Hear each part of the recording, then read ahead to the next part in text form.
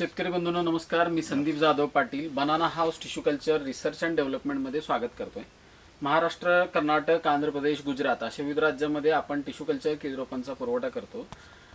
जे चांगलं कष्ट करणारे, मेहनत घेणारे जे शेतकरी आहेत, अशा काही शेतकऱ्यांच्या अनुभव किंवा त्यांनी जी कशी बाग व्यवस्थापन केलेलं आहे ह्या सगळ्या विषयीची चर्चा अशा असंख्य व्हिडिओमध्ये आपण करत असतो.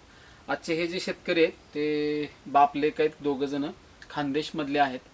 खानदेश आहे, जिल्हा जळगाव, तालुका आहे जामनेर आणि गाव आहे हिवरखेडे बुद्रुक. इथले राजाराम विश्वनाथ महाजन हे शेतकरी आहेत. आणि एकूण आज 8 ते 8.5 म्हणजे 9 महिने पूर्ण होतात. 9 महिने पूर्ण होतात आहे. आणि ह्या 9 पाठीमागच्या 9 महिन्यातले काय प्रयत्न आहेत, एका महिन्यातलं हार्वेस्टिंग होईल. बाग बघितला तर एकदम वादाविदा एकदम सुपर आहे. सगळ्या बाबतीत आत्ताच्या घडीला तरी सगळी व्यवस्थापना किंवा म्हणजे ही सगळं काय फक्त रोपामुळं नाही, पण त्यांच्या कष्टामुळं आज ही इथं बाग उभी आहे. आणि त्याच कष्टाचे काय प्रयत्न, काय अनुभव आहेत ते तुमच्याशी मी शेअर करणार आहे. तुमचं पूर्ण नाव आणि इथला पत्ता सांगा. नाव योगेश राजाराम महाजन, मुक्काम पोस्ट हिवरखेडे बुद्रुक, तालुका जामनेर, जिल्हा जळगाव. एक मिनिट, कुंकू पुसं थोडंसं असं राहू चालू थोडंसं घाम आल्यामुळे. हां ठीक आहे. एकूण सगळं क्षेत्र किती आहे? 1 हेक्टर. नाही नाही नाही, आपल्याकडं सगळं 8 एकर. पूर्ण 8 एकर. नाही नाही नाही, हे असू द्या. इथं 8 एकर इतर क्षेत्र. ठिकाणी किती आहे असं? 8 एकर पूर्ण. 8 एकर आहे 8 तुमच्याकडे. एकर. तर 8 एकरात आत्ताच्या घडीला आजच्या दिवशी कुठली कुठली पिकं उभी आहेत? पूर्ण केळी. पूर्ण आता केळीसाठी शेत आता सोडलंय. सप्टेंबर मध्ये दुसरं कुठलं पीक नाही, केळी. कपाशी बिपाशी नाही, काही काहीच काही नाही, काही फक्त केळी. फक्त केळी. फक्त केळी. Total. बाजूला म्हणजे सोडायचं. साधारणतः 8 एकरच्या 8 एकर. 8 एकर. आणि हे खोटत म्हणलं तर किती खोटं असतील सगळे 8 एकरात? आता हे 4,000 रुपये आहे. नाही किती असतील समजा 8 एकरात समजा लहान मोठे सगळे धरून केळी आता किती 8 आणि 5. झाडं असतील तुमच्याकडे? 13,000. आणि 8 आणि 5 13. आता 13,000 जे स्टँड आहेत उभे आहेत. हा. तर साधारणतः ही जी बाग आहे फक्त एवढी म्हणजे आत्ता इथे लावलेला बाग आहे तो किती एकरावरती, किती अंतरावरती, किती रोपं बसवले? हा बाग 2.5 एकरामध्ये 4,000 खोड आणि 5 बाय 5.5च्या मारावर बस लावलेला आहे. 5 बाय 5.5. 5 बाय 5.5. आणि 4 एकर 2.5 सोडायला येतात अडीच. लावण्यासाठी. सुरुवातीला ह्यात काय होतं आणि कसं कसं क्षेत्र तयार केलं? सुरुवातीला ज्वारी होती. ज्वारी. हं. हा, मग ज्वारी ज्वारी काढल्यावर कसं घेतल्यानंतर क्षेत्र तयार पडू दिलं नुसतं. मग त्याच्यावर उडीत घेतला मी त्याच्या अगोदर, लावण्याच्या अगोदर हं. सप्टेंबर पर्यंत. आणि मग नंतर मग केळीच लावली बर. ऑक्टोबर. म्हणजे ज्वारी काढली, उडीद घेतला, रान तयारी केली आणि हे केलं. हा. मग रान तयार करताना उडीद ज्यावेळेस गेला त्यावेळेस काय काय केलं? नांगरणी, वखरणी, काय काय काय कसं? नुसतं रोटो मारला नाही. बस. हा, नेम बस. होतं. आणि सपाट करून सपाटच लावलं? सपाटच सपाटच लावलं. लावलंय. माती नाही, काही नाही. काय नाही. आणि घरच्या घरी आमची मेहनत हा. काही लेबर नाही, नाही. काही लेबर नाही. नाही, फक्त पील काप्या करता आम्हाला बाया लागतं बस. केळी दोन लावून होतं. दोन. म्हणजे काय आता शेवटी नुसतं लेबरवर पण शेती परवडत नाही. आणि चांगलं शेती करायचं म्हणलं ज्याला काय आपण हाडाचे शेतकरी स्वतः जे राबतात, स्वतः कष्ट करतात आणि त्याच शेतीला दिवस चांगले. म्हणजे जे नुसतं सगळं म्हणजे आता मोठं क्षेत्र लय असेल तर ठीक आहे, पण आपल्या आपल्या हिशोबाप्रमाणे आपल्या आपल्या आवाक्यानुसार आपला म्हणजे शेतीला जोडधंदा म्हणजे दूध म्हशीचा व्यवसाय आपला दूध व्यवसाय. म्हशीचा. म्हशीचं. तो करून आपण हा व्यवसाय करतो. करतो. आता आम्ही प्लॉटची पूर्ण पत्ती मशीन कुट्टी म्हणून खावली आम्ही. हा. कुट्टी करून याची पत्ती सुद्धा वाया गेलेली नाही. नाही. पत्ती कापून कापून रोज मशीन काढली आम्ही. बरं, आता ती डेअरीचं जे आहे आता विषय- डेअरी व्यवसाय पण आहे आपला. हा तोच की तो डेअरी व्यवसायाचं काय आहे आणि कसं चालवतं आणि काय करतात? आता आम्ही डेअरी तुम्ही स्वतः बघताय ते हा स्वतः पूर्ण. मग दिवस सकाळी दिवस आमचं उगवल्यापासून सकाळ- सांगा मला स्टोरी काय आहे. आता आमचं सकाळी 4-4:30 पासून सुरुवात होते दूध पहाटे. व्यवसायाची. सकाळी 4:30 ते रात्री 9 वाजेपर्यंत आमचं नॉनस्टॉप काम झालं. म्हणजे सकाळी आता 11 4:30 ते 7 पर्यंत दूध काढणे. 11 म्हशी. दूध काढल्यानंतर बाहेर वाटप गावामध्ये जामनेरला जाऊन हम्म. नंतर शेतात दुसऱ्या शेतामध्ये पेल पत्ते आणून इथे शेतात काम चालतं. गड बांधणे, मग फवारणे आता हे पूर्ण. एवढं जे आहे ते आता तेवढा गोटा बाकीच्या सगळ्या गोष्टी तिथे काय माणसं? एक एकच माणूस आहे माणूस फक्त. एक माणूस. सो पूर्ण हँडल शेण करतो. काय करता फक्त एक शेण माणूस. चारा पाणी करा शेण, माणूस. चारा आणि पाणी हा, द्यायला. एक माणूस, हा. ताण लागेल त्यावेळेस फक्त मशीन हा, नाही, दोनच आणि टाईम. बाहेर फिरवायचं नाही बाहेर नाही कुठ्यावर पूर्ण दिसतं म्हशी कुठं. कुठ्यावरच. हा. टोटल 20 जनावर आहे माझ्याकडे. 11 मशीन, बाकी गाय बैल बरं. पूर्ण वीस तरी त्यांचं किती लिटर दूध निघतं आता? माझं म्हणजे आता चांगल्या 30 लिटर सीझनमध्ये? फुल 30 लिटर Daily? हा म्हणजे त्यात काही गाभण पण आहे हां. काही 7 म्हशी दूध सात आहे. म्हशींचं दूध चांगली आता गोष्ट चालू आहे आहे. आपलं. चांगलीच गोष्ट आहे. शेतीला म्हणजे काय नुसतं त्याच्यावर नाही, पण नाही. उलटी आपलं त्यात काय होतं आणि इकडे चारा- खूप कमी प्रमाण आहे. हा.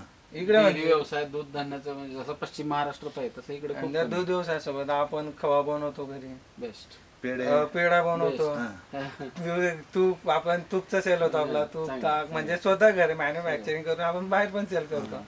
ते शेणखत आपल्याला इकडे कामात येतात, त्यात आपला चारा वाचतो कोरडा, याच्यावरच भागतात, दूध वाढ होते, दुधाचा फॅट पण चांगला भेटतो. ते कसं आहे, शेतीला जोडधंदा आहे. आणि मग शेणखत पण आपण शेणखत त्याच्यात- पण आपण शेत इथेच टाकतो. बस. आता आता बाजूला यात कसं आहे, उलटं महिन्याला किती 4 चांगली ट्रॉली गोष्ट 5 आहे. ट्रॉली शेणखत निघतं म्हणजे आपलं. घरचं तरी कमीत कमी शेणखत आणि खूप पैसा वाचला. शेणखत टाकतो का मी बाहेरून म्हशी विकत जोड- आणायचं. बाहेरून विकत घ्यायचं काम नाही आपल्याला. म्हणजे मागच्या डिसेंबर मध्ये 2 म्हशी घेतल्या जाऊन आता 11 म्हशी झाल्या आपल्या 1 वर्षामध्ये. आता 1.5 वर्ष होत आता आता. 4-5 दिवस झाले 250,000 मध्ये घेतले, 7 लिटर दूध देऊन राहिली. म्हणजे आपलं शेतीचं पूर्ण घरच्या घरीच चालतं. इथे बाजूर फक्त केळी लावणे पडतं आणि एक वेळेस नेणे बस आणि पिल कापायला फक्त. ह्या क्षेत्राला आपण आता घरचं शेणखत आहे, पण किती प्रमाणात वापर केलाय, कसा कसा टाकला? हे 16 ट्रॉल्या 2.5 एकरात. 16 ट्रॉली. हा. हा. आणि ते कुठल्या म्हणजे अवस्थेमध्ये टाकलं होतं? बाग तयार करताना का शेण? नाही आधी आधी नागरिटी झाल्या, नागरिटी करायची ज्वारी आधी शेणखत घेतल्यानंतर टाकलं होतं. हा. 16 ट्रॉले खत टाकलं, हम्म. मग नंतर पावसाळ्यात उडीद पेरल्यानंतर बाग लावला.